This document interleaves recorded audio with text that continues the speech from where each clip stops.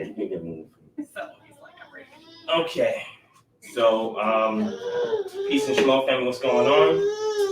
This is DivineProspect, and this is my family right here. And we're about to do our. You can say hi. Say hi, Solomon. Hi. Say shalom. Say shalom. And what we're gonna do is we're gonna do our Pesach meal, and it's gonna be our Kiddron, which is a memorial. Okay. And on our plate here, as you can see, we have the lamb right here, Passover lamb. We have the unleavened bread, as you can see right here. And then we have some romaine lettuce and radicchio, right? Which can be used as bitter herbs, right? We have our pomegranate grape juice blend right here. And what we're gonna do is we're gonna go over the song by the sea. Then we're gonna do the song of Moses, and then we're gonna do the Aaronic blessing, because these are things that would have been done during pre-exilic times after the Israelites left out of Egypt, and did their subsequent Passovers after the first Passover. All right. So we're gonna eat our lamb first, and we're gonna explain why we're eating the lamb. We're actually gonna also eat the bitter herbs and explain the bitter herbs, and then we're gonna go over our unleavened bread. Okay. Now I don't know about the kids; they're probably gonna start eating right now. Harusa, hold on, Mama, put it down. Okay. All right. So let's go ahead and grab our lamb. All right. Here you go. All right, and the lamb that we're eating here, this is the Passover lamb. So according to our cultural literature, in the book of Shemot or Exodus, chapter 12, the Most High had the Israelites on the 10th day find a 1-year-old male goat or lamb, feed and fatten it up to the 14th day. The lamb was then slain between the evenings or during the twilight period. It was roasted and it was eaten as a meal in the evening along with unleavened bread and bitter herbs. So we're gonna go ahead and eat our lamb. What you doing? Eat your lamb. I eat my lamb. Come on, really? What? You do that. There you go. I eat my lamb. Really? It's like, no. You don't want it? No? You gotta eat a little piece. So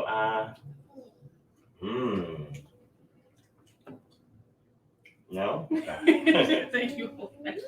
All right, you ate it, Haruta? You ate your lamb? Okay. All right. All right, and those of you, if you are saying something, I can't see it because I'm far away from the computer. Yes, we're gonna give you that. All right, so after the lamb, yes, Mama. Then we're gonna do is eat our bitter herbs. Okay. All right, and the bitter herbs represent the bitterness of oppression that the Israelites had to face when they was in Mizraim, as well as what they faced while they were in the wilderness. All right. Yes, Mama. You said you don't want none, right? Mm-hmm. All right. And then we're going to take a piece of our unleavened bread. And the unleavened bread represents the haste in which the Israelites were to leave out of Mizraim after the Most High judged the gods of Egypt and subsequently affected the peoples as well. All right, so that's our unleavened bread. It's made without leaven, no yeast.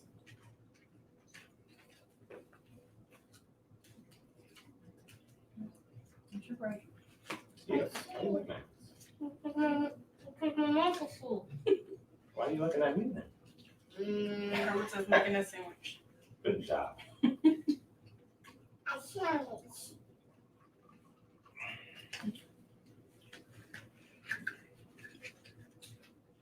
You like it? Now you want the bread. Oh, here's your drink. There you go. I'm making All right. So while we eat, what we're going to do is go over the song by the sea. We're going to do the song of Moshe, and we're going to do the Aaronic blessings. Okay.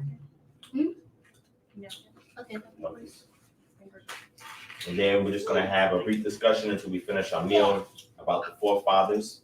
And these are things that pretty much would have been done amongst the people. They would have been speaking about their current condition in the wilderness, the things that they're learning from Moshe, from Miriam, from Aharon, from the Levites, from the elders, right?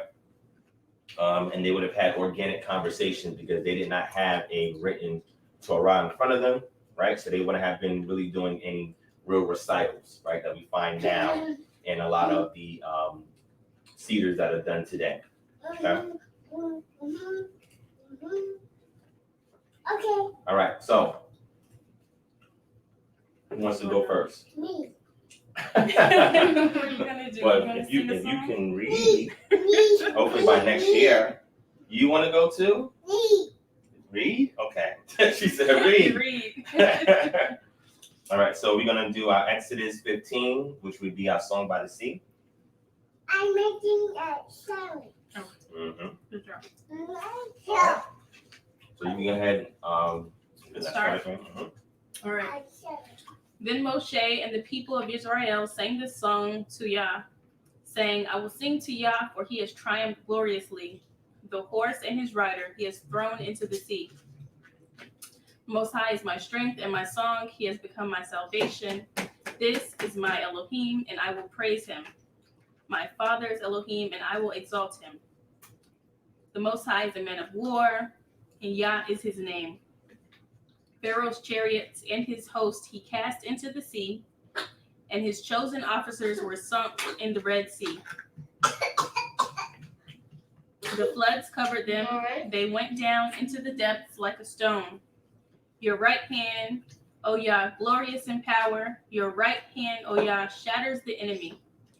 In the greatness of your majesty, you overthrow your adversaries. You send out your fury. It consumes them like stubble. And the blast of your nostrils, at the blast of your nostrils, the water piled up. The flood stood up in a heap. The deeps congealed in the heart of the sea. The enemy said, I will pursue, I will overtake, I will divide the spoil, and my desire shall have its fill of them. I will draw my sword, my hand shall destroy them. You blew with your wind, the sea covered them. The sea covered them. I lost my spot.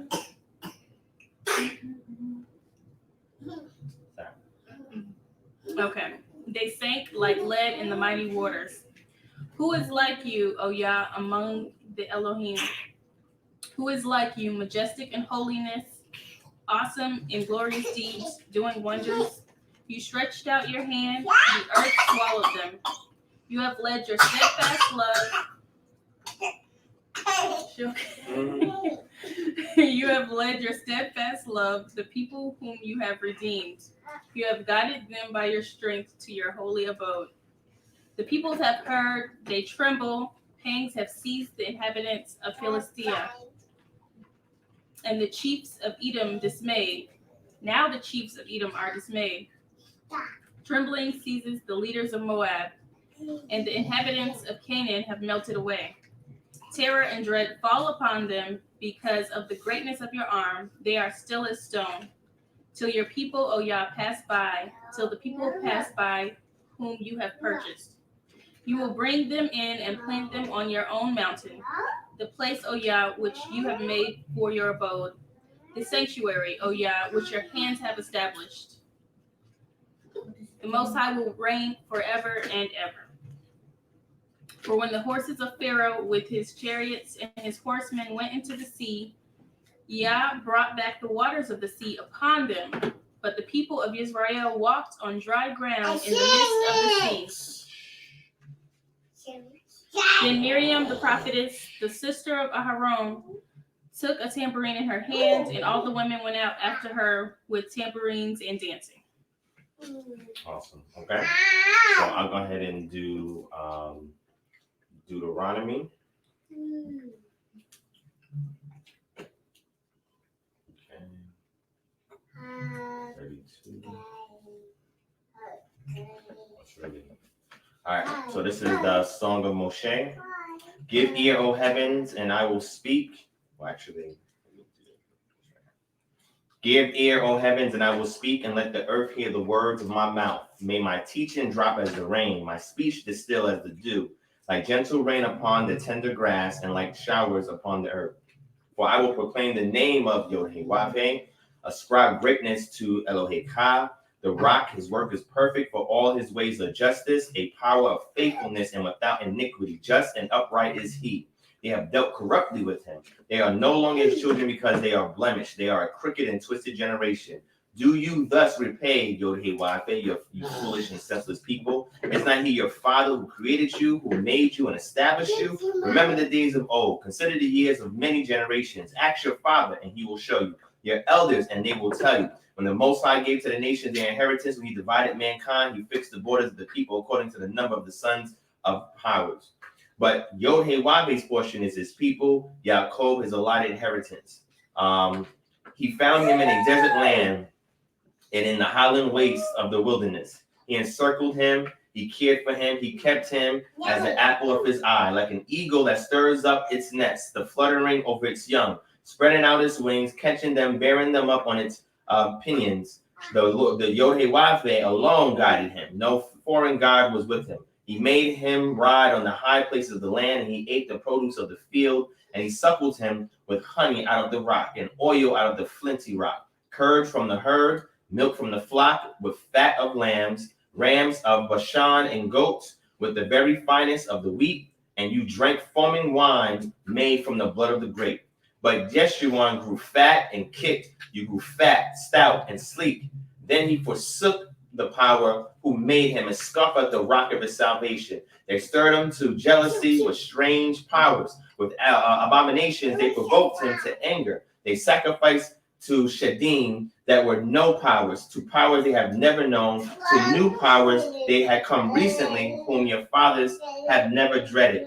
You were unmindful of the rock that bore you, and you forgot the power that gave you birth. Yod-Heh-Wav-Heh saw it and spurned them because of the provocation of his sons and his daughters. And he said, I will hide my face from them. I will see what their end will be, for they are a perverse generation, children in whom is no faithfulness. They have made me jealous with what is no power. They have provoked me to anger with their idols. So I will make them jealous with those who are no people. I will provoke them to anger with the foolish nation.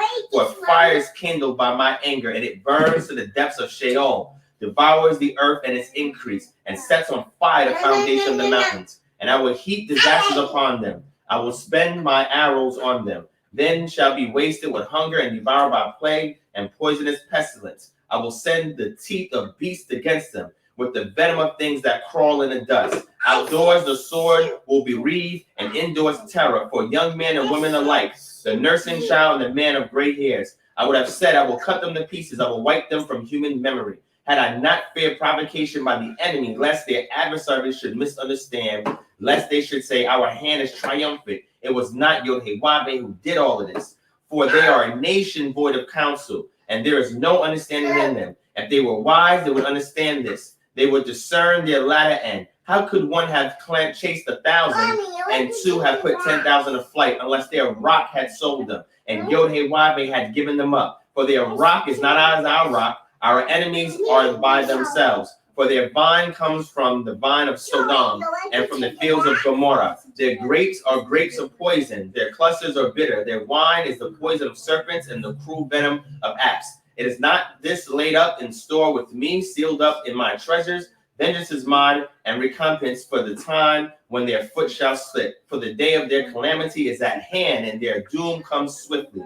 For Yod-Heh-Wav-Heh will vindicate his people and have compassion on his servants when he sees that their power is gone and there is none remaining, bond or free. Then he will say, where are the powers, the rock in which they took refuge, who ate the fat of their sacrifices and drank the wine of their drink offering? Let them rise up and help you. Let them be your protection. See now that I, even I, am he, and there is no power beside me. I kill and make alive. I wound and I heal, and there is none that can deliver out of my hand. For I lift up my hand to Shamayim and swear as I live forever. If I sharpen my flashing sword and my hand takes hold on judgment, I will take vengeance on my adversaries and will repay those who hate me. I will make my arrows drunk with blood, and my sword shall devour flesh. With the blood of the slain and the captives from their long-haired heads of the enemy. Rejoice with him, O Shamayim, bow down to him, Elohim, for he avenges the blood of his children and takes vengeance of his adversaries. He repays those who hate him and cleanses his people's land. Right? Hallelujah. Hallelujah. All right, sir. So you are stepping up and you're doing your Numbers chapter 6, and you're going to give us the Aaronic blessings over the family. Okay. All right, just like they would have done in pre-exilic time. No. But Okay, you wait, okay? Wait for him to finish. okay. I think I need a little help. Okay. We're finding Listen to the video. what? Video. Yeah, it's a video right there. Video. The camera's right there. Camera. People Yeah. see us. People see you. Yeah, say hello. Hello. Mhm. Oh.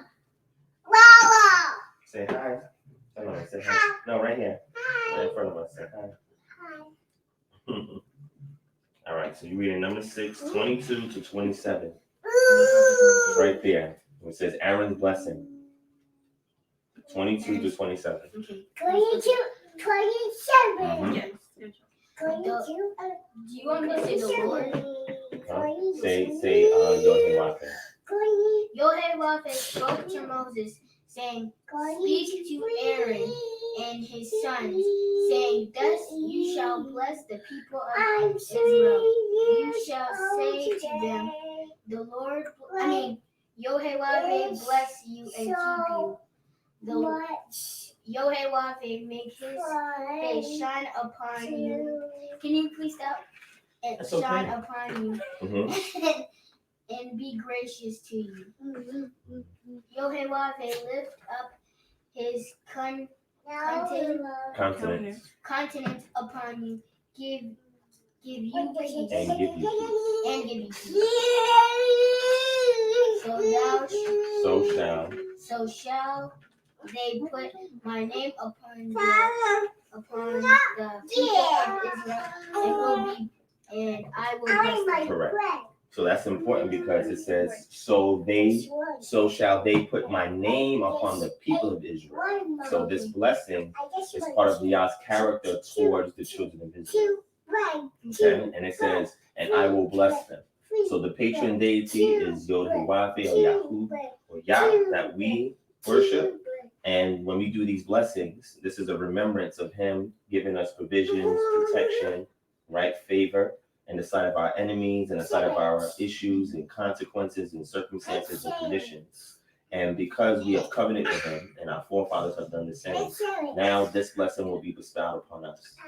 This is who this is towards. Now you have other people that culturally misappropriate it and try to apply it to them outside of identifying as Israel, but I mean, Israel is also the strangers and foreigners that enjoy with Israel as well, right? So they're benefactors of this blessing, all right?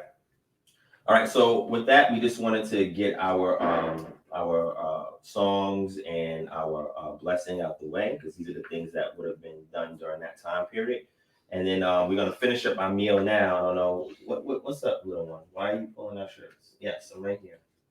You want to say something to everybody? No, right there. They're right there. You want to say something? See, right there. Not in front of you. You She want to say can't see. She something? wants to see herself in the camera. No? Okay. All right, so with that, we're going to finish up our meal and just ask a quick question. So, I'm going to ask you first. All right, so as far as Abraham, right, Isaac, and Jacob, tell me something about what you know about Abraham. He had a wife, Okay. and then he had, was it his son that had 12 sons, or did he have 12 sons? His grandson. His grandson had 12 sons. Mm-hmm. And what else? Anything else you remember about him? Is there anybody else that I can think of? No, we're going to stick with that. Okay. Let's talk about what's in the book of Genesis. Okay, Genesis. Most of the stuff they would have been talking about. Probably would have been saying, I'm glad I didn't get no lashes on my back today. What does that Nah, they didn't mean? whip them like that, but Whip 'em? probably would have been complaining too after they ate the meal. But you want to say something about Abraham, Sarai, Isaac, Ishmael, Uh, Jacob, I can drink this now, right? Yosef. You know about Yosef? Prince of Egypt. Oh, isn't it that movie that we watched? Yes, but what about? Oh no, that's something else. No, that is it. Well, that's about Moshe. Prince of Egypt Oh. about Moshe. Okay. So you want to speak about Moses or Joseph or Moshe? Joseph. Okay, what do you know about Joseph? So he had these dreams. So each time he would tell a dream, it would come true. And the meaning of the dream. But he said, "How you know this?" And he said, "I don't know. My God does. He gives the answer to me, and then I give the answer to you." And then that's what happened. So his brothers sold him for money. And then they made up a fib about him. Did they say coyotes? I don't Whatever you know. remember. I'm just gonna say coyotes. That's as far as I can remember. Coyotes. And then they put fake blood on his shirt. Then they showed it to the dad. And the dad was miserable. A few years later, he was working inside the house of Egypt. Then he got set up. He had to go to jail for quite some time. Then he got out because he asked the person that was in there that got out. I think he got good fortune. He got out and then he told him about him. Then she got him out of there. And then what did he become? Like a king or something? Vizier. A vizier. Which is the chief administrator underneath the pharaoh. So then after that, a couple of years later, I think he has like 2 kids and then he has a wife. Then the harvest comes. So he tells Pharaoh, is that Pharaoh? Pharaoh about the dream. He says that they have to harvest for 7 years. Then after that works, they have to give to people grains and stuff like that. Then he recognizes his brothers and he plays a little trick. This is what he does. So he accuses them of stuffing money in a bag. He rips it open and then there's money in the bag. Then they lock him up. And then he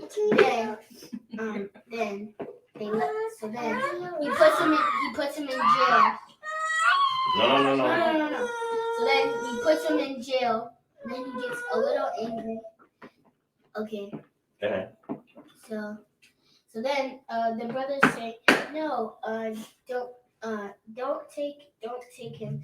Our father suffered enough because they lied about Joseph getting killed. And then he doesn't want his father to suffer again. Or Benjamin. He doesn't want Benjamin to be in jail. So everybody tries to take the place. Then Joseph reveals himself. And then his dream comes true when he says they're bowing down to him. Awesome. And then it ends. Okay, that's good. So the purpose of that exercise, for those who are watching, is this is what they would have been doing in their homes. No. They would have been discussing these things, and the children would have been saying things from memory based on the things that they were taught by their parents or their grandparents or what they have learned in the community, right? So this is why I asked him that so he can recite it from memory instead of reading it from the actual text, because they wouldn't have had a text there. All right, so you want to give some insight just on anything in the sheet? Anything from oral tradition? Give insight on any particular narrative or on a particular character or your opinion on something. Well, do you want some? Dad, can I drink some of this I now? just like. Oh. I like to bring like either every feast day or every story that we find and relate it to where we are today. And just think about how they were in a land that was not their own. Actually, they didn't even have a land yet. And they were under the rule of basically a foreign country. And their day-to-day life was not something I think that they desired, but they worked through it until there was someone who, until Moshe came and helped liberate them. And I compare it to where we are and like how we're just here and we know this land is not our own. We just know we're doing what we need to do to survive. And we're still keeping, at least we know, learning from where they were, that we can keep the mindset to push forward. Like we have that foresight, I guess, now to know that, okay, this isn't the end all and be all where they did. So I don't know. That's how I like to put things into perspective. Okay. Yeah. That's good. All right. So what I'll say is that we was in Mizraim for 430 years. All right. We heard these stories about our forefathers, Abraham, Isaac, and Jacob. Don't know how much of that is real or not. These are just tales that we're being told. But when we were taken out of Mizraim, and we saw the power of the patron deity of Yisrael or Yaakov and Abraham and Isaac, then we became believers. All right, we're eating this meal. This is our second or third time in the wilderness. And one thing I learned is that this power had to demonstrate itself through concrete means for us to believe in him or have emunah or have faith in him. And this is one thing that we can use as assurance that after we eat this meal and we continue to trek through this Bamidbar, this wilderness, that finally we're going to make it to this promised land if we are faithful and we wholly obey all his statutes, his laws, and his commandments, as we're being told by Moshe and Aaron. All right? So we're here with our family. We're eating within the confines of the dwellings of our home. And just looking forward to what this patron deity called Yod-Heh-Wav-Heh is going to do for the children of Israel, right? So we've heard a lot of stories through oral tradition, and now we're witnessing it firsthand. So we're definitely grateful for it. We're glad that the angel of death has passed over us and that it's not striking us and did not strike our parents and grandparents as we was trekking all of this time through this wilderness. And we want to continue to sing the songs and remember, the stories of our forefathers that we've been told, and now we can have the strength to know that this is a reality. So, hallelujah. All right. So, is everybody finished? Just about? No. Yeah. Still eating? No, he wants more. More? Okay. I So, everything. That pretty much concludes for you guys to get some insight in our Passover or Pesach meal that we're having. A few things that we just wanted to share with y'all. We want to do it, and this is typically done throughout the meal, and then after the meal, there's other talks and engagements. Hope you guys enjoyed this insight. Go ahead and end the video now. I'm gonna leave it up for a little bit in case you want to go back and revisit it. Yes, I'm almost done. Say bye-bye. All right, so we're gonna say shalom. All right, Ms. Bakah, thank you for watching, and tune in to the next virtual Chag that we do, depending upon what's going on with this COVID-19 situation. All right, so much love, peace, and shalom, family. Say shalom. Shalom. Say shalom, Rosa. Say shalom, son, man. Shalom. Say shalom. Say shalom.